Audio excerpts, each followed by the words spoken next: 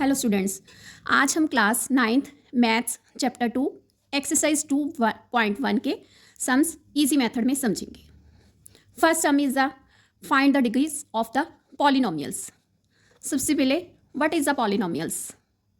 Polynomials बहुपद। अब polynomial is an algebraic expression होते हैं जिसमें variables x y z and constants and उनकी पावर्स दी होती है।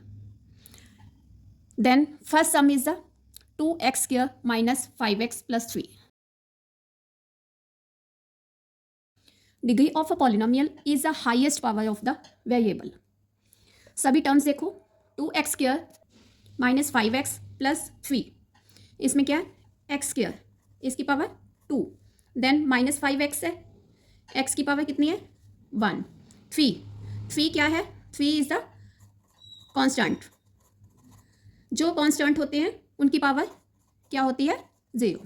अब सबसे बड़ी हाईएस्ट पावर बतानी हमने, ठीक है, तो कितनी है? Answer is the 2 answer. Next sum is y cube plus 2y minus 1। Terms देखते हैं। Y cube is equal to 3 को क्यूब बोलते हैं। देन वाई 1 माइनस 1, ये है कांस्टेंट पावर है, ये हो गई 0। तो सबसे हाईएस्ट पावर कितनी है? 3 इज आंसर।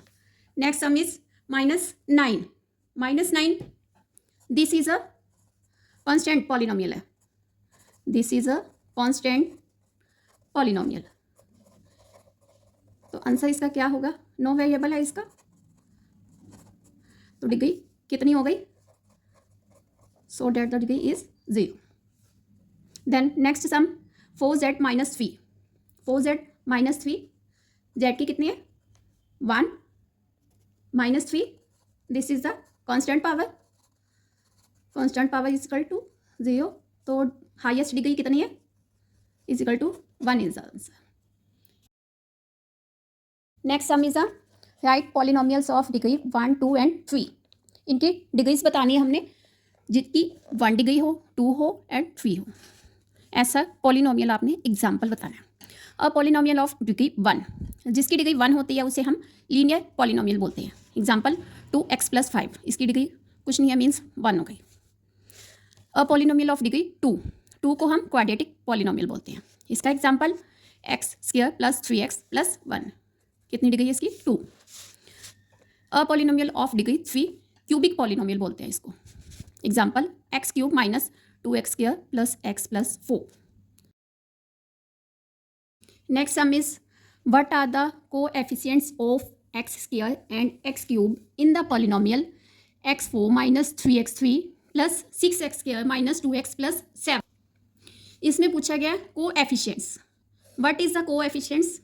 जो वेरिएबल के आगे लिखी हुई संख्या, जैसे x क्यूब है, 3 आगे लिखा हुआ है, 5x, x के आगे जो लिखा हुआ है, जैसे 5 लिखा, 5x में 5 आगे लिखा हुआ है, तो this is the 5 is the coefficients.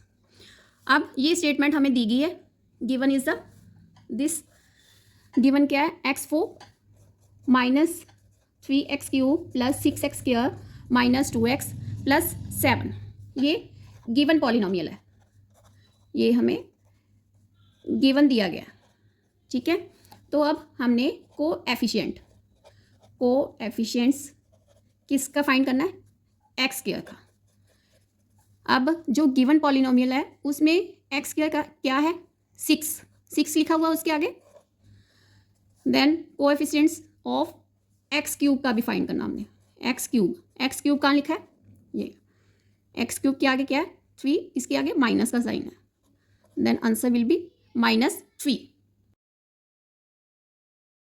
Next sum is what is the coefficient of z in the polynomial 4z cube plus 5z square minus 11। इसमें भी क्या फाइंड करना है? कोएफिशिएंट ऑफ z का। अब गिवन पॉलिनोमियल क्या है? Given polynomial is 4z cube plus 5z square minus 11। अब हमें फाइंड करने के लिए z का हमने फाइंड करना है, बट इसमें z क्यूब है, z स्क्वायर एंड ये तो कांस्टेंट है, ठीक है। तो ओनली z तो है ही नहीं, हमने ये नहीं कि z लिखा है तो z क्यूब का आंसर हमने बता देना है। जो पूछा गया वही आंसर हमने बताना है। यहाँ पे ओनली जेड का पूछा है तो क्या लिखेंगे हम, देयर इज़ नो टर्म, यहाँ पे वो टर्म ही नहीं है, नो टर्म कंटेनिंग Z1। तो आंसर क्या होगा, द कोएफिशिएंट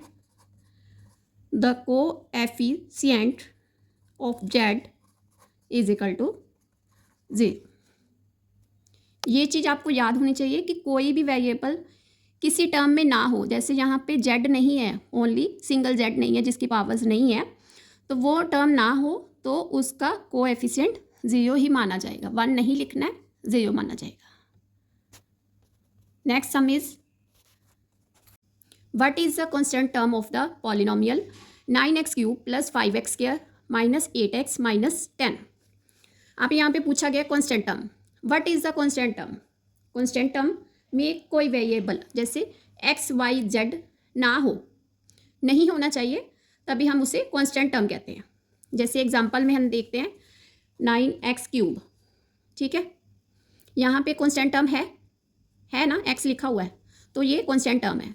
तो हमने वो इस स्टेटमेंट में ये बताना है कि जहाँ पे कांस्टेंट टर्म नहीं है, ठीक है।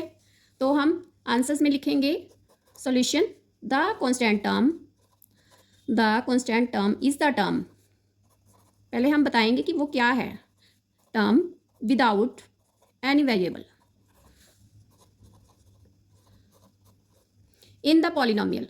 जो गिवन है, क्या दिया गया हमें, पॉलिनोमियल गिवन में 9x³ + 5x² - 8x - 10। अब 9x³ ये वेरिएबल है ना, क्योंकि x है इसमें। नेक्स्ट 5x², इसमें भी x है तो ये भी वेरिएबल है। नेक्स्ट -8x, ये भी x है इसमें, ये भी ओके है, ठीक है। नेक्स्ट -10, ये है नॉट वेरिएबल। तो हमें पूछा यही गया कि नॉट वेरिएबल जो हो वही बताना है कांस्टेंट टर्म। तो answer is the -10, -10 is the constant term.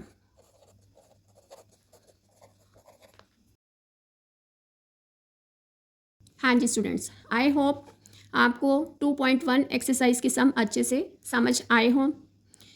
कोई भी आपको सोल्यूशन चाहिए तो आप मैसेज कर सकते हैं। तो मिलते हैं हम नेक्स्ट वीडियो में 2.2 एक्सरसाइज के साथ। तो चैनल को follow and subscribe. Thank you.